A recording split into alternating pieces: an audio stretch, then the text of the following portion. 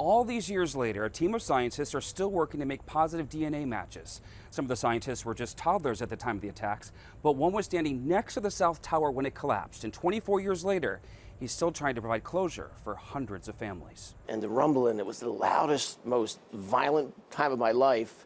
Shaking, stuff's coming down. On the morning of September 11th, Mark Desire rushed down to the World Trade Center just after the first plane struck the North Tower. That was really a defining moment for me. It was his job to collect evidence for the medical examiner's office. That morning, it was all hands on deck.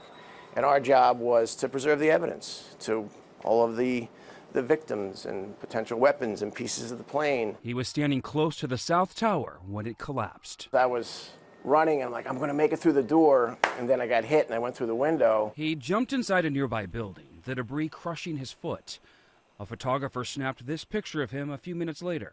Mark's the one in the green in the middle. You can see the North Tower behind him, just minutes away from collapsing. So to think about it, if you didn't hop into that building at least halfway, you might not be here today to do this work. I would absolutely be dead. He still works for the medical examiner's office today, but in a new role. He's part of a team that works inside this lab, helping to identify the remains of 9/11 victims. The families, if it's a first-time identification, are kind of surprised that this process is still going on, that we haven't given up. It's the largest forensic investigation in U.S. history. One that started shortly after the towers fell. Eyewitness News reported on it back then. Even the newest technology available to the ME after 9/11 cannot put a name to the remains.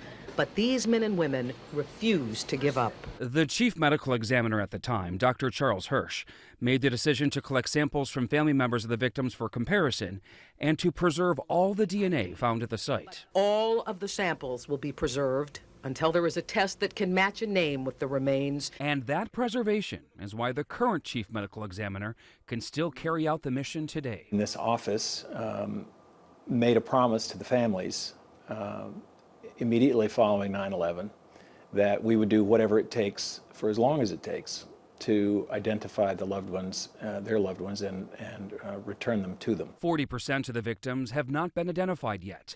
That's 1,100 people. The technology that we have today wasn't even a thought in anyone's mind 24 years ago. Including this machine. It replaces what used to be done by hand. This machine has made all the difference? This machine has been one of the biggest advances we've had. The samples undergo a chemical process that allows them to extract more DNA from more cells, from even the smallest of samples. They demonstrated how the process works using animal bones. So this is a game changer.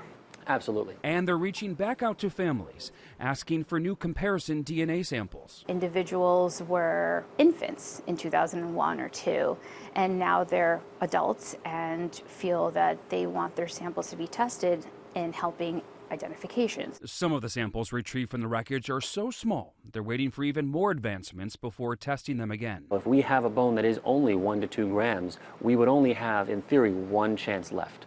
So then the decision can be difficult. The work here won't stop until they can't test anymore. It's not about getting positive results. It's about giving families closure. This will go on. This mission will continue. I can tell you the scientists working on it, they were just kids back then. That commitment is as great today as it was in 2001. Not all the families want to be notified about a positive identification. It can be painful and difficult. An anthropologist works with each of the families to update their notification statuses, which can be changed at any time. Reporting in Lower Manhattan, Dan Crowell, Channel 7, Eyewitness News.